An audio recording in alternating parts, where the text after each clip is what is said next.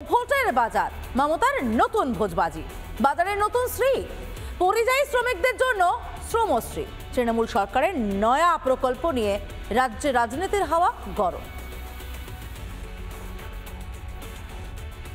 এই পরিকল্পনাটার আমরা নাম দিয়েছি শ্রমশ্রী। পুনর্বাসন ভাতা মানে আমরা ফিরে আসার পর 12 মাস মানে 1 বছর নতুন কাজের ব্যবস্থা না হওয়া অবধি প্রতি মাসে তাদের 5,000 টাকা করে দেওয়া হয়। 5,000 টাকা ডেলি রোজগার যারা করেন তারা 5,000 টাকার লোভে, তাও তো আপনি 6 মাসের জন্য দেবেন, ভোটের পরে বন্ধ হবে।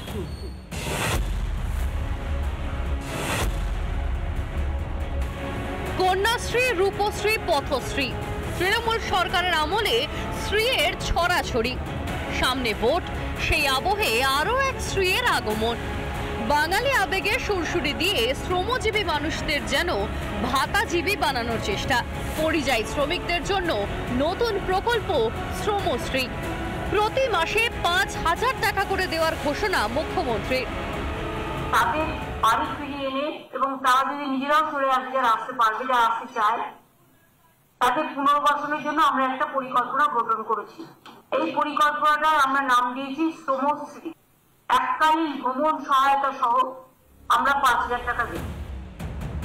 ভোটার তালিকা নিয়ে নাড়াচাড়া শুরু হতেই ভিন রাজ্যে বাঙালিদের ওপর অত্যাচারের মিথ্যাচার শুরু করে তৃণমূল। ডাবল ইঞ্জিন সরকার, মানে যেগুলো বিজেপির সরকার আছে, যারা কাজ করতে গেছেন দীর্ঘ 20 বছর ধরে, 25 বছর ধরে, তাদের রেশন কার্ড আছে, তাদের আধার কার্ড আছে, তাদের জমির পাট্টা আছে, কিন্তু তা সত্ত্বেও জোর করে তাদের ডিটেনশন ক্যাম্পে আটকে রাখা হচ্ছে এবং তাদের থানায় থানায় নিয়ে গিয়ে ঘোরানো হচ্ছে।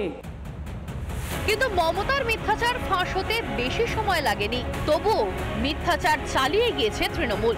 বারংবার পরিযায়ী শ্রমিকদের বাংলায় ফিরে আসার আহ্বান জানান মুখ্যমন্ত্রী।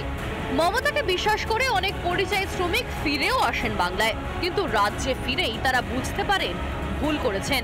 এখানে কোনো কাজ নেই, খাবেন কি, সংসার চলবে কি করে ভেবেই দিশেহারা অনেকে।